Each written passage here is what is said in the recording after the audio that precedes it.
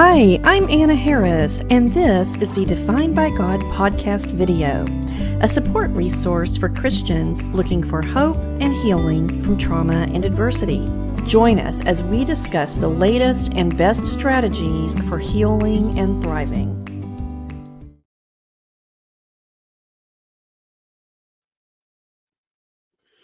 Hi, everyone. Thank you so much for joining us today. I'm very excited to introduce my guest today. Her name is Dr. Debra Wingfield.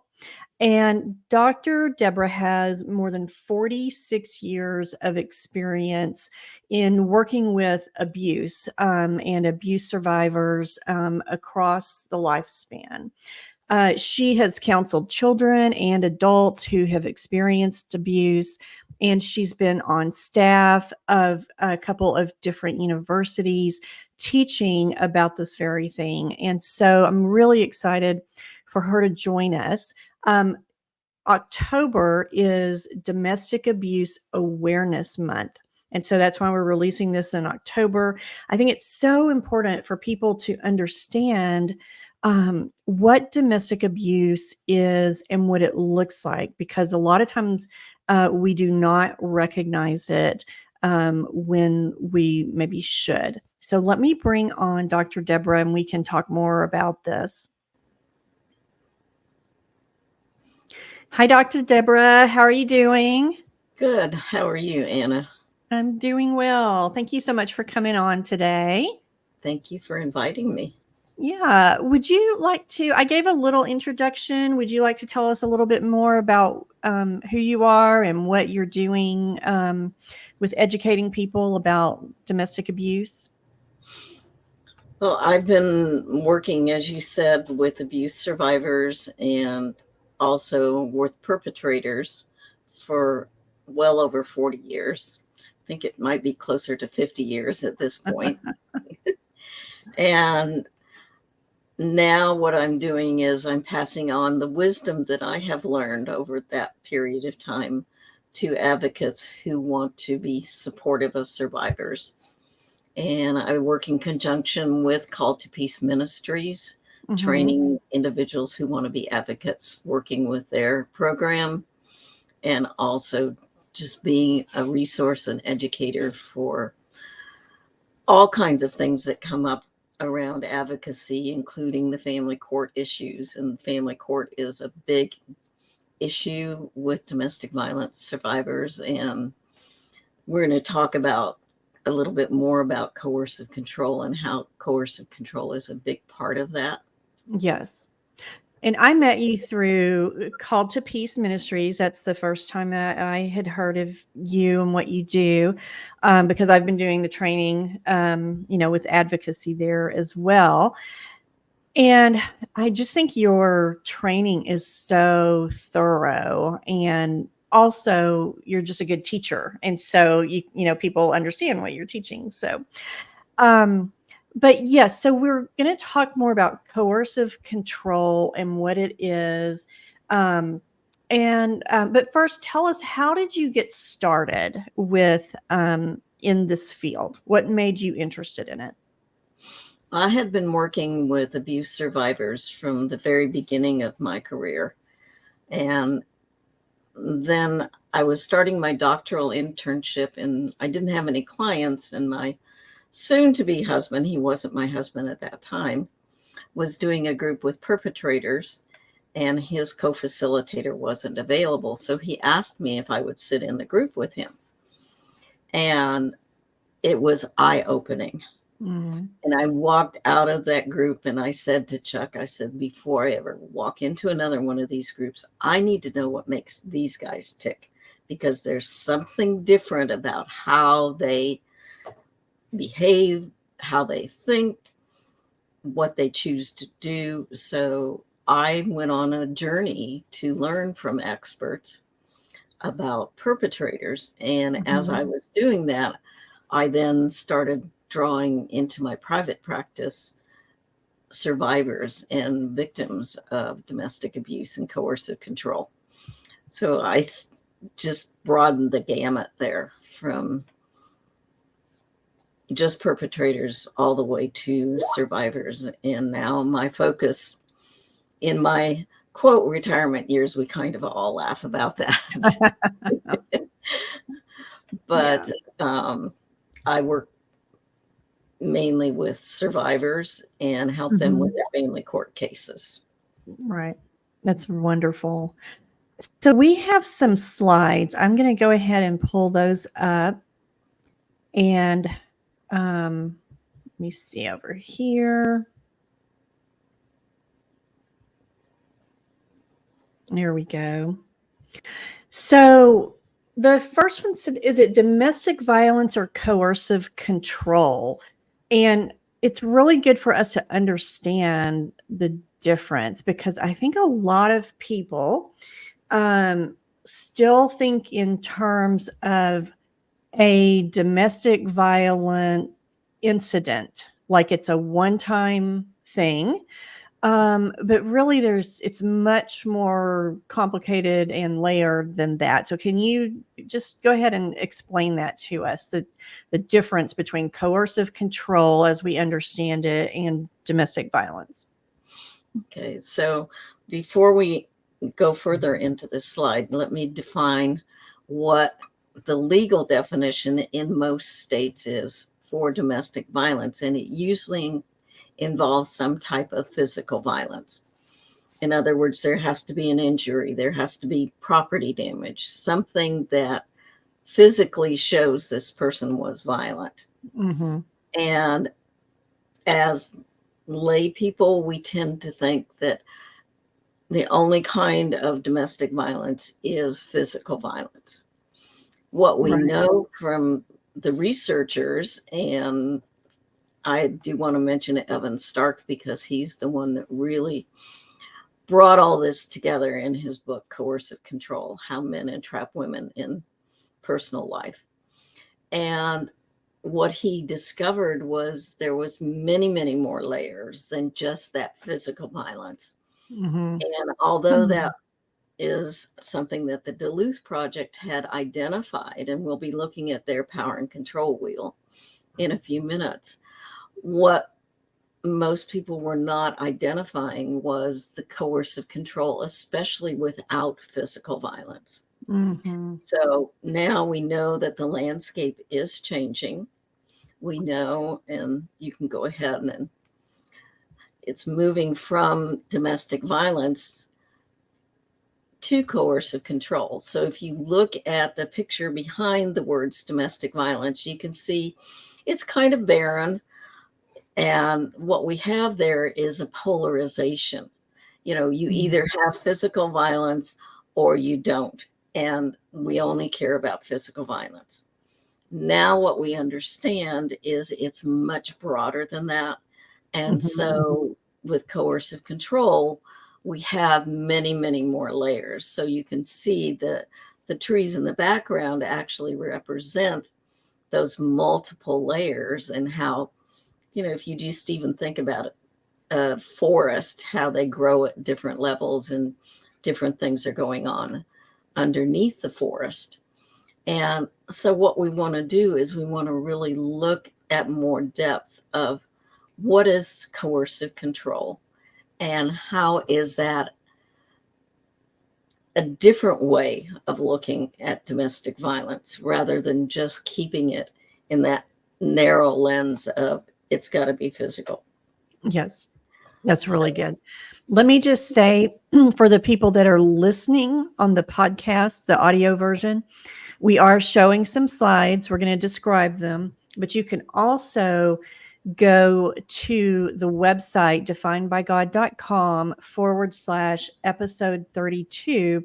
And we're going to have those slides. We'll have the PDF version of the slides that you can look at, you can download. So definedbygod.com/episode 32, and you can find the slides there. Okay, go ahead, Dr. Debra. All right. Thanks, Anna. So the first thing that we want to look at is, how do we define coercive control? So coercive control is a pattern of oppression. It's an offense to liberty that prevents women from freely developing their personhood, utilizing their capacities, or practicing citizenship with consequences they experience as entrapment. Now, that comes from Evan Stark's book that was published in 2007, and that was his definition. If we break that down just a little bit, first of all, we're looking at oppression and a pattern of oppression. And many of our students who are going through our advocacy course are looking at that from a biblical standpoint as well, because biblically, oppression is definitely a problem. And remember, I'm a secular scholar, so I'm not going to get into biblical pieces. But an offense to liberty, that means they're taking away a person's agency, taking away their ability to move freely, to think freely, to be involved in their community freely. So taking that away and isolating them and keeping them from developing who they are as a person.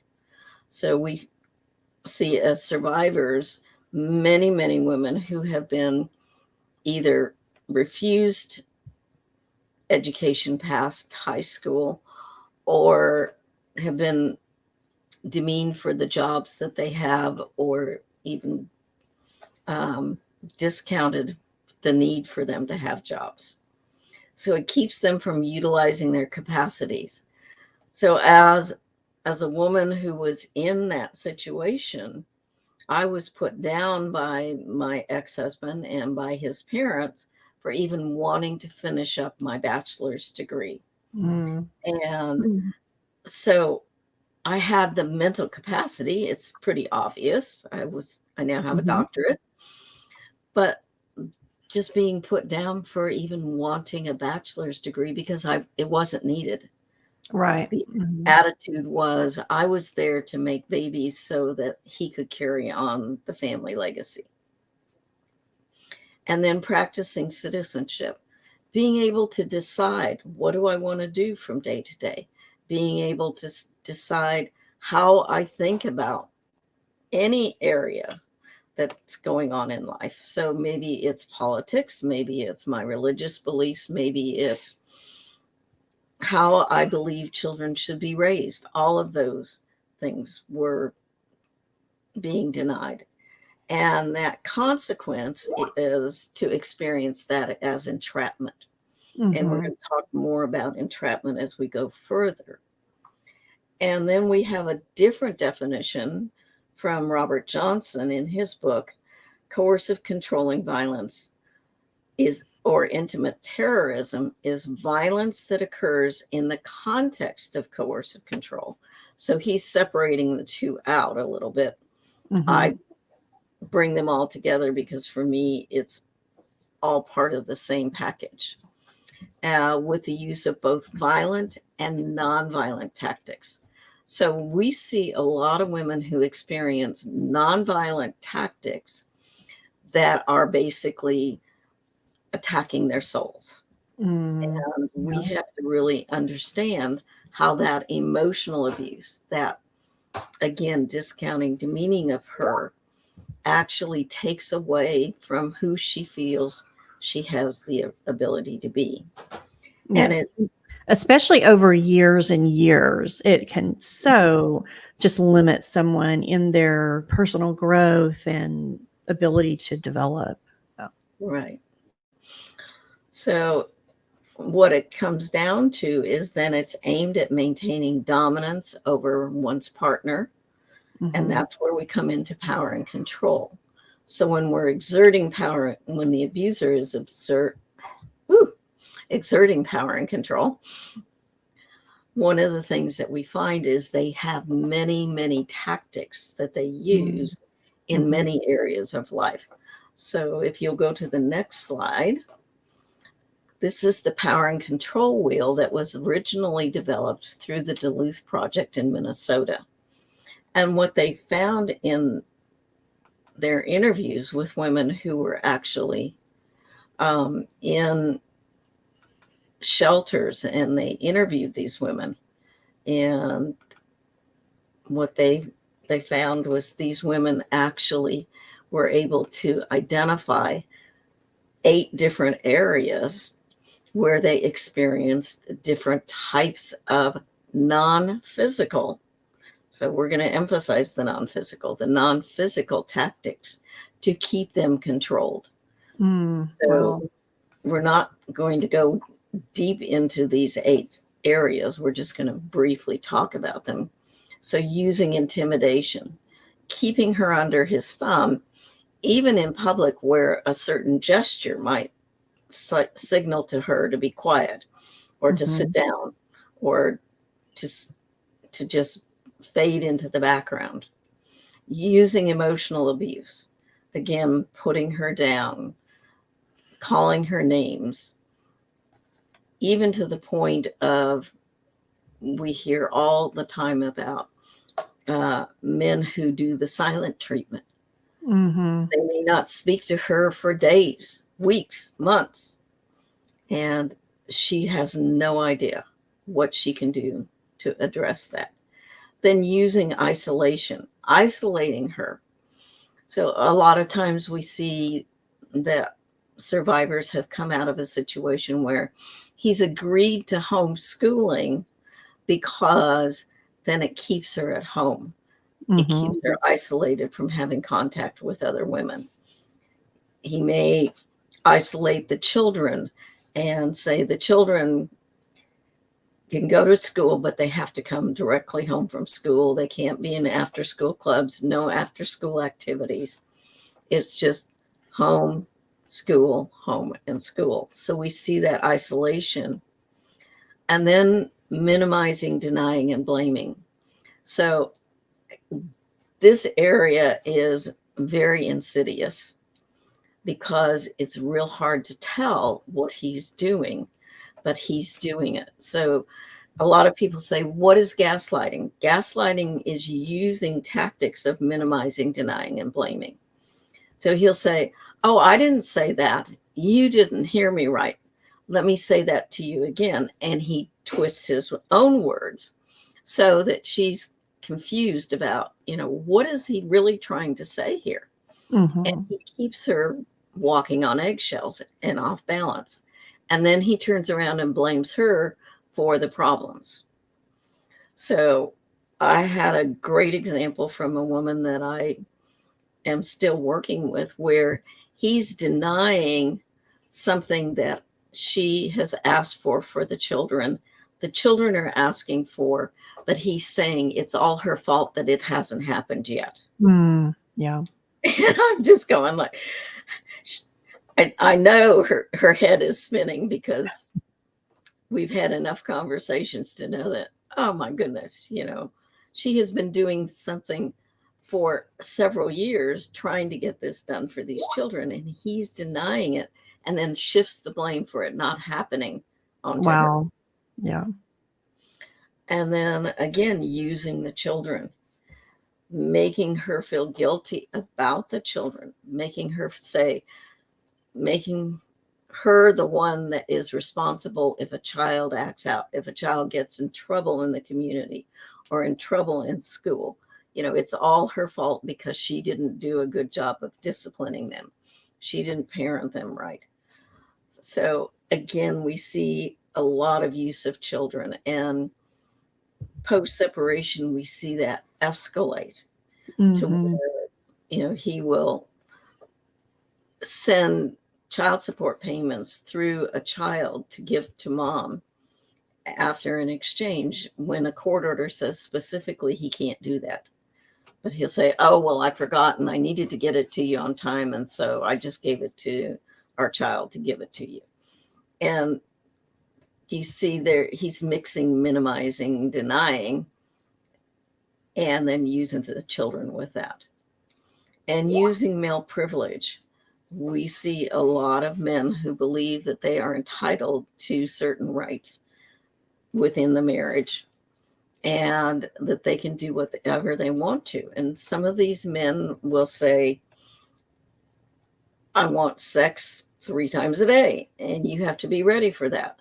I want the children to be having these kind of haircuts. I want the children to be learning these kinds of things and out of these books. So they're constantly using their role as a male to dictate and take away her say. So again, taking away her agency. And using economic abuse. I cannot tell you how many women who will tell me, he just managed all the finances. He never told me what we had. He gave me an allowance. And sometimes he'll give her an allowance and then he runs out of money before the end of the week. And he'll demand that she give him some of that money back, even though she's getting a minuscule amount to possibly pay for a rent, pay for groceries, pay for clothing for the children, all of those kinds of things. And we have the other end of the spectrum where they use economic abuse to hide money, to defraud her of money, and then set it up like she was the one that was responsible for that. And we're having more and more of those kinds of situations come to light where he's actually committed identity theft by using her identity and then moving money away from her, and she doesn't even know about it. Wow. And then using coercion and threats, pushing her to do things the way he wants to do it. I'm reading a book right now about the 8-stage progression to homicide in these cases. And this individual demanded that this one TV program, everyone in the family had to watch every single night. And if they didn't watch that program with him, it was tantamount to completely pushing against him. And just because I read this passage this morning, the children told her the night before he killed her that he did not demand that they watch that program that night, which was so out of character. And it was because he had already decided that he was going to kill her the next day. Wow. So again, we have to be so cautious and so aware of the safety as we're working with women, because they know what's going on and they know his patterns, and they know if he breaks a pattern, what that could mean for her. So knowing the different types of non-physical coercive control tactics is very important. Yes. And that progression, I think that's important to understand, because like I said at the beginning, when people will see there's been a homicide in a family, or there's been domestic violence in a family, the old mindset and thinking, and a lot of people still have this understanding, is that it was a one-time thing, things got out of hand and someone snapped.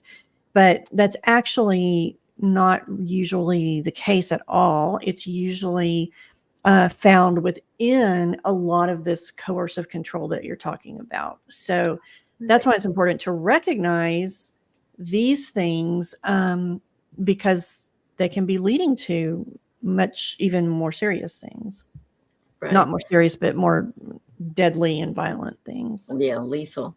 And actually, the author of this book is also destroying the myth that this is a crime of passion. It's he snapped. It's a one-time thing. None of those things are true. He's been thinking about this. He's very intentional in his control of her. And when he feels that he's losing control of her, that's when we start to see the escalation all the way to that lethal end. Yes. So, and many of those cases, there's never been any physical violence. It's all been non-physical coercive control. Wow. So let's talk about spiritual and religious abuse, because it's not on the original Duluth wheel, but we now have identified that. And this diagram actually just shows all those spokes again, but again, how this is done in a spiritual or religious setting. So this doesn't necessarily have to be a specific denomination. It can happen across all denominations. So if we start with that right hand side and prolonging abusive relationships, many times we see women stay in these relationships 3 years longer because of their religious beliefs, because of what they're hearing from their religious leaders or their elders. And what we want to do is we want to help them understand that, again, oppression is what's going on. It's not pursuing a divorce. Maybe it's pursuing a separation to see if he's even willing to look at himself. And I also want to say right here for your listeners that the majority of time, even if these men, quote, go into a program, they won't really make changes unless they have a real strong desire to do that. So we see a very small number of men who actually change. And we know from, again, the research that it can take 5 to 7 years for them to actually change those behaviors. Wow. So doing a 90-day or a 6-month program just doesn't cut it. And I think that is one of the sad things about in Christian community is there is the idea that, marriage is forever. And that a wife, especially a wife's role, is to stay and pray. And, because you stay and you pray, be an example, and your spouse will change. When, we know statistically that actually doesn't really happen. And so I agree with you that is a reason that perhaps a Christian woman might stay even longer in an abusive relationship because of some of that teaching and belief system. Yeah. And that holds across other religious groups as well, that hold marriage to a higher standard than the individual. Yeah. So with isolation, again, the abuser can either isolate her from a faith community or move her to a different faith community that he wants her to go to because he has control there. He has status there. And again, she is put in a less than role, and she's diminished as a result of that. They'll also use that community to coerce her into behaving. So what you said before about having her pray for him, having her, I can't tell you how many times I've heard women say, well, the pastor just told me I just needed to have more sex with him and everything would be okay. Right. And we know that's not true. Right. And then blaming her for the problems in the marriage versus holding him accountable for his behaviors. And I really want to emphasize that he is intentionally controlling. It's a choice that he makes, has nothing to do with any kind of mental health or personality disorders. It's strictly a choice that he's making. And as the more I learn, and I'm learning still from others who've worked with perpetrators, the more I understand that it is a choice, has nothing to do with any kind of diagnosis, has nothing to do with substance abuse, has nothing to do with porn use. So I just want to put that out there for your audience to understand. Yeah. He may restrict her access or use of healthcare or control her access. And we're doing a current course on intimate partner sexual violence where we're talking about how he can actually control her reproduction, determine Mm. when she's going to have children, when she's not going to have children. So Wow. that we have a lot of information that we can't pack quite into the 12-month advocacy training. So we add extra courses to answer questions like that. Yes. And we'll tell at the end, we will tell people where to find the advocacy course that you're talking about. Okay. So in using children, again, teaching children a very legalistic way of looking at the Bible so that it's either black or white and there's no gray areas. There's no areas for thinking your own thoughts, developing your own beliefs. And again, we see that. Controlling sexuality and reproduction, we just talked about that. And even to forced marriage. And then asserting authority, misusing scripture. And I can't tell you how many people we've heard have had their scripture twisted. And there's a great author who writes about that, Rebecca Davis. She's got several books on untwisting scriptures. Yes. So if you feel like you need some more help with that, I would definitely look at her books. Yes, I highly recommend them. She's been on our podcast as well, and she's scheduled to come on again. So yes, totally agree with you there. Okay. So it's interesting. I've heard some people say, because the patterns are so similar in different people. And so some people will kind of jokingly say, what, did they all read the same book or something? But can you talk about, I think that might be our next slide, some of the tactics that coercive controllers use? What does that look like? Okay. So in my book, Eyes Wide Open, Help with Control Freak Co-Parents, and I know you're going to put a link to that in here. What I looked at was the 4 C's: cunning, conning, convincing, and charming.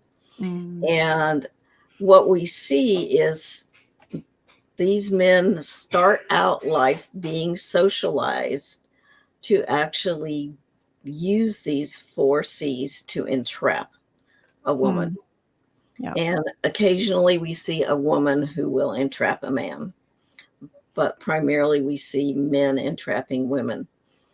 And if we go back to the 8-stage progression, even before they meet a woman, they are already trying to figure out how are they going to find the right woman to control?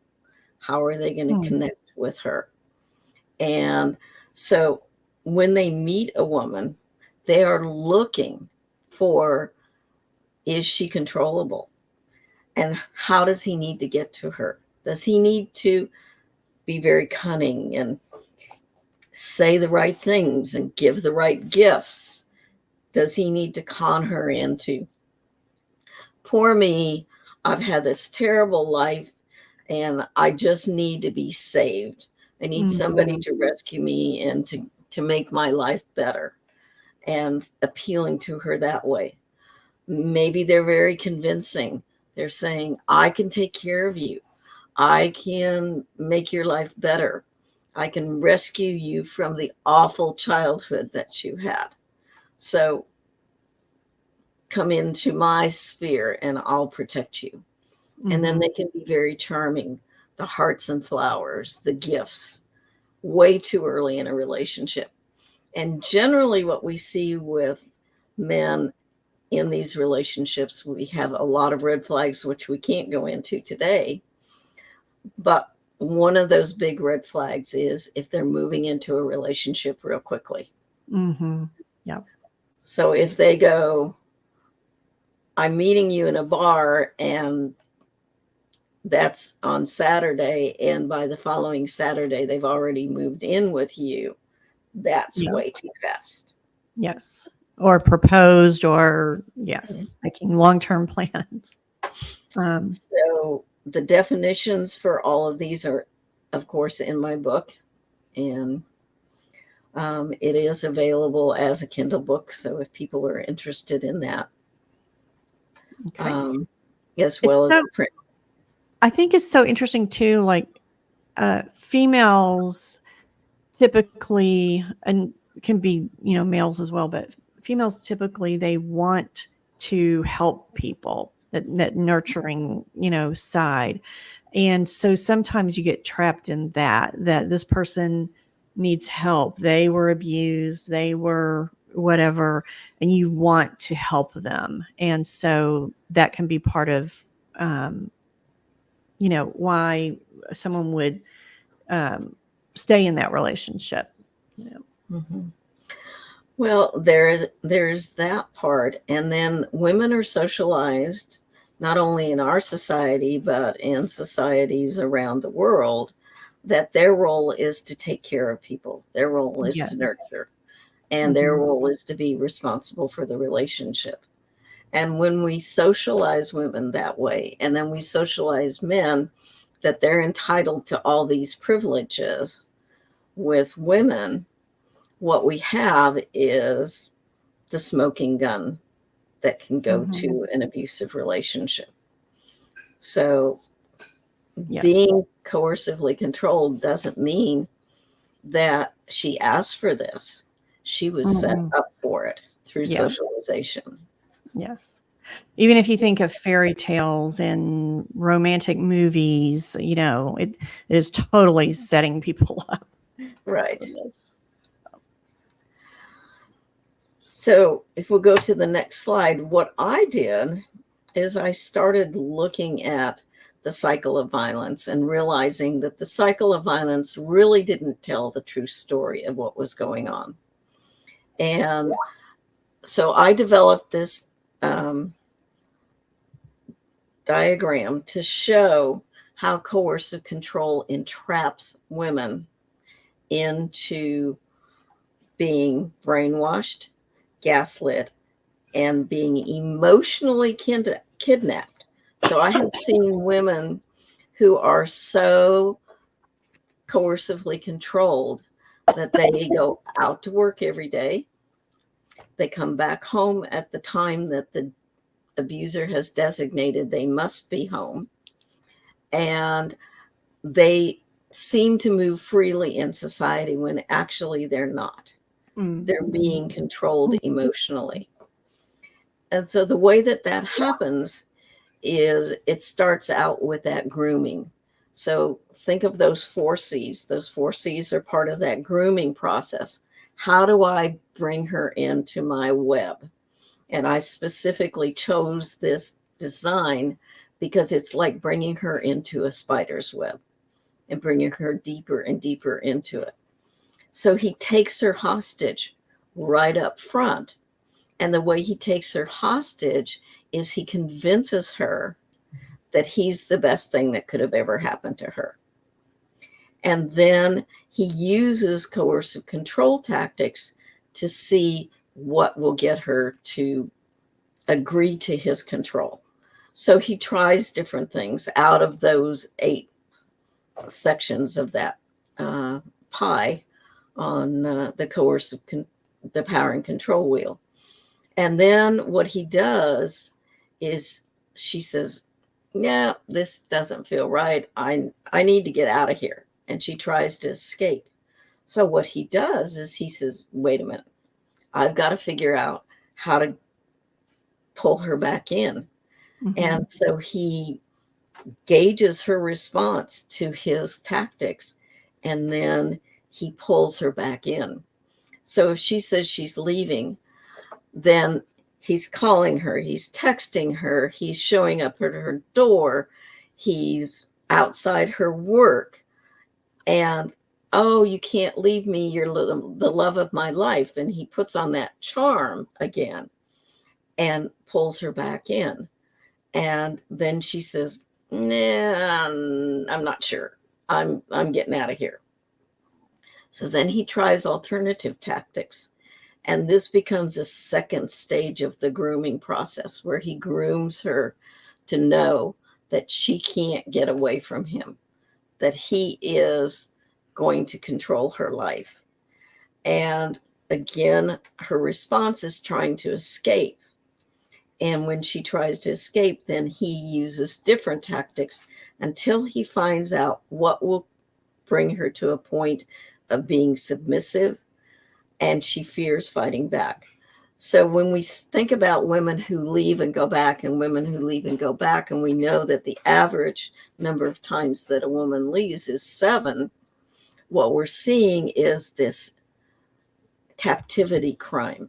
And the reason that I talk about it as a crime in the United States, we're just beginning to make coercive control laws as part of our legal statutes. Some of those are in civil statutes, and very few of them are in criminal statutes. In the United Kingdom, they started making coercive control an actual criminal offense. That's a felony with up to 5 years in prison.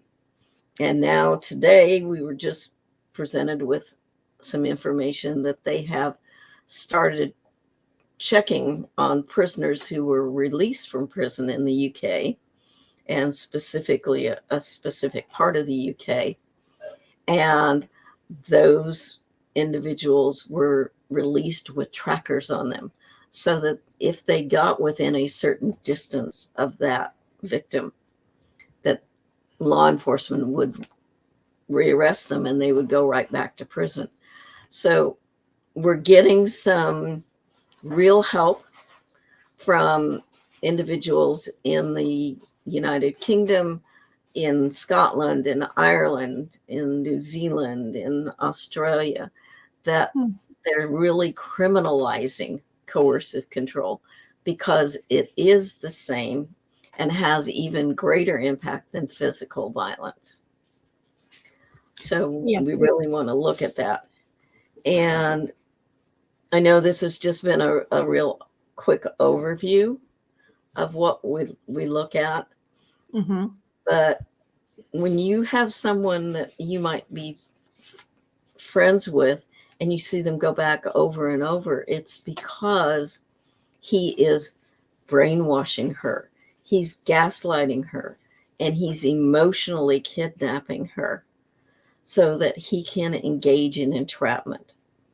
And that's what Evan Stark talks about in his book, Coercive Control.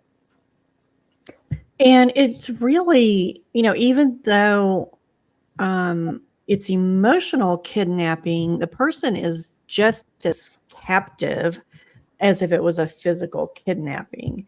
And so that is why we do need to look at it as a crime. And I hope that in the United States, people start to see it that way, and that we can get some laws, on the books for that. Well, I do hope so.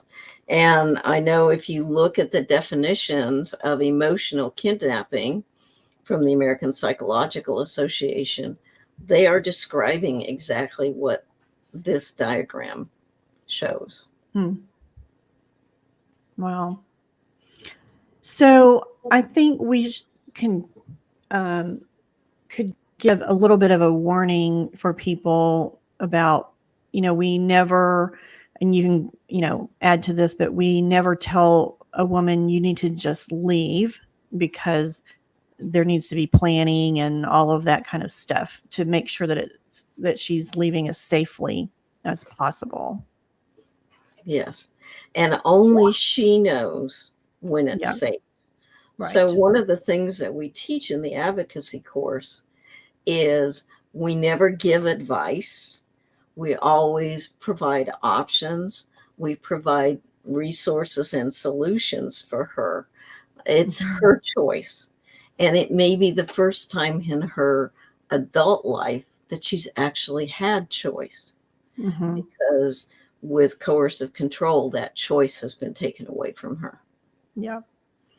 So I think it's so important for the community at large to be aware of these types of things as well, so that when you're seeing that, like you said, someone leaving, going back, or leaving, going back, you can kind of be aware of, what the dynamics are with that.